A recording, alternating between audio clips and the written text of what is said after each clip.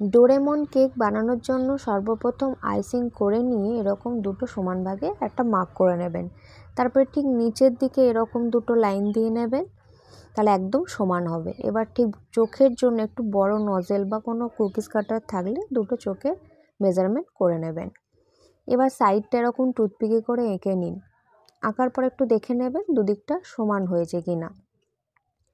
এবার যে আউটলাইনটা করলাম তারপরে ঠিক নিচের দিকে যে দুটো লাইন দিয়েছি তার মাঝে একটা গোল আর দুটো চোখের মাঝে একটা গোল। এটা আমি ওর থেকেও একটু ছোট নজেল ইউজ করেছি। আশা করি প্রত্যেকের কাছেই নজেল থাকবে, সেই বুঝে নজেলগুলো আপনারা ইউজ করতে পারেন।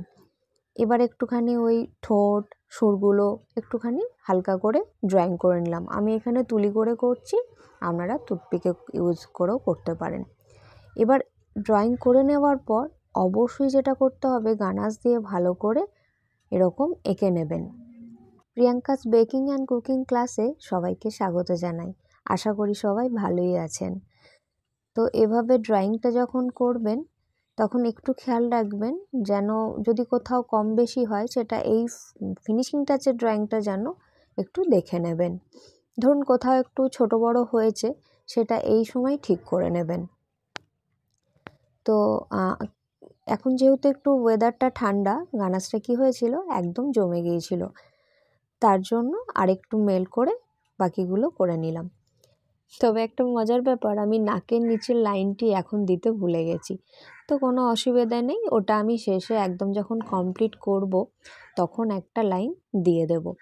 মেনলি যেটা প্রথমেই দেখালাম মাঝ বরাবর একটা সমান লাইন, ওই মার্কটি অবশ্যই করে নেবেন, দেখবেন এতটাই সুন্দর হবে এবং পারফেক্ট হবে। তো আপনারাও বাড়িতে চেষ্টা করুন, করলে অবশ্যই আমাকে জানাবেন আপনাদের এই ভিডিও থেকে কোনো হেল্প হলো কি না, বা এটা থেকে দেখার পর আপনি ঠিকঠাক করতে পারছেন কি না, তাহলে আমার খুবই ভালো লাগবে। তবে অবশ্যই যখনই ফিল আপ করবেন নজেল ওয়ার্ক দিয়ে অবশ্যই আউটলাইনটা করে নেবেন।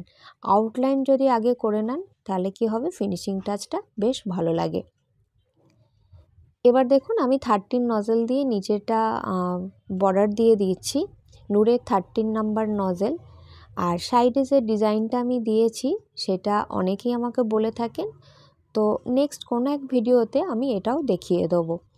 তো যেহেতু এগুলো সব রেড কালার আছে, আমি ওই বাটার পেপারে ছোট কোণ করে কালারটা ফিল আপ করে নিয়েছি।